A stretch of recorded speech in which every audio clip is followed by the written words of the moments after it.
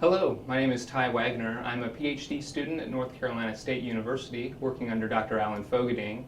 And today I'd like to talk a little bit about the research interests of our lab and more specifically about a recent paper that we published on the sensory perception of caramels, entitled Caramel as a Model System for Evaluating the Roles of Mechanical Properties in Oral Processing on Sensory Perception of Texture.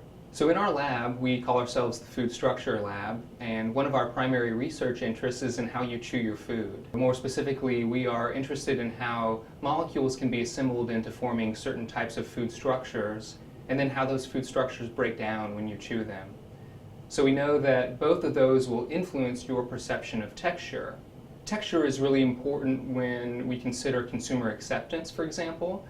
Consumers often will like or dislike a particular type of food based on its texture.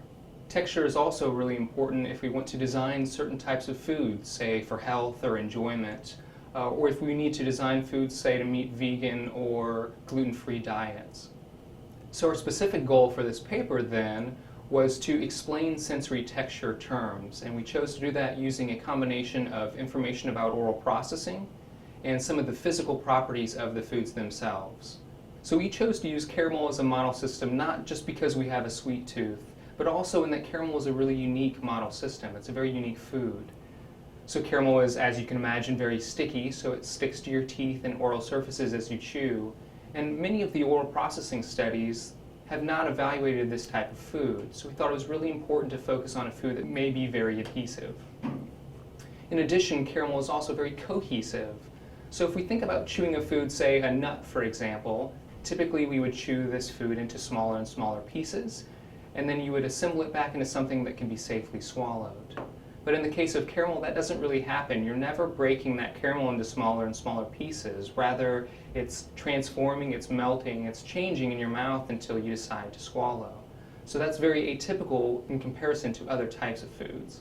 So in this study, we modified the formulation by replacing a portion of the corn syrup in the recipe with different types of biopolymers. So in this case, we're talking about either agar or gelatin.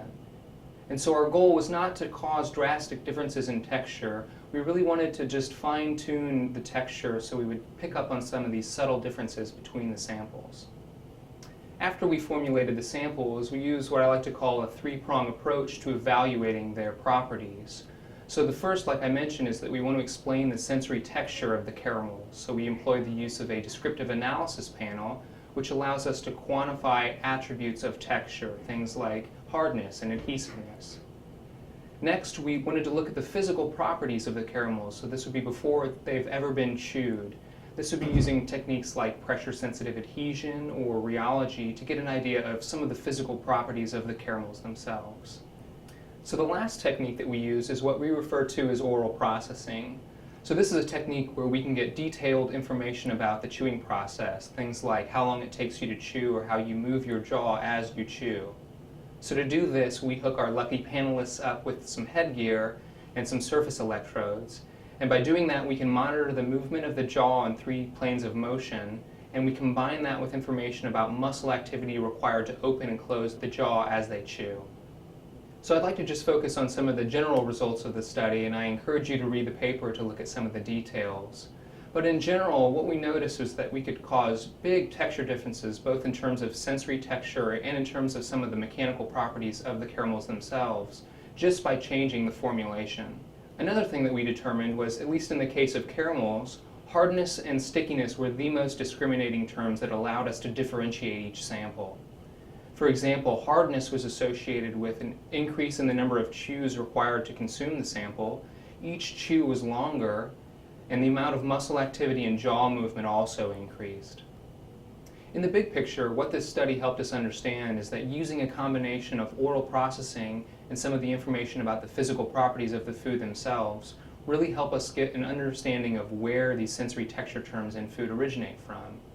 And this is really important because what we discovered is that both the physical properties of the food themselves and how they change as you chew them both influence how you end up perceiving the texture. In the future, one of our research goals is to specifically focus on the term adhesiveness. We'd like to get a better understanding of where adhesiveness occurs and how we can better control that in food products. I bet you didn't realize this much thought goes into how you chew your food. With that, I thank you for watching the video and I hope you enjoy the article.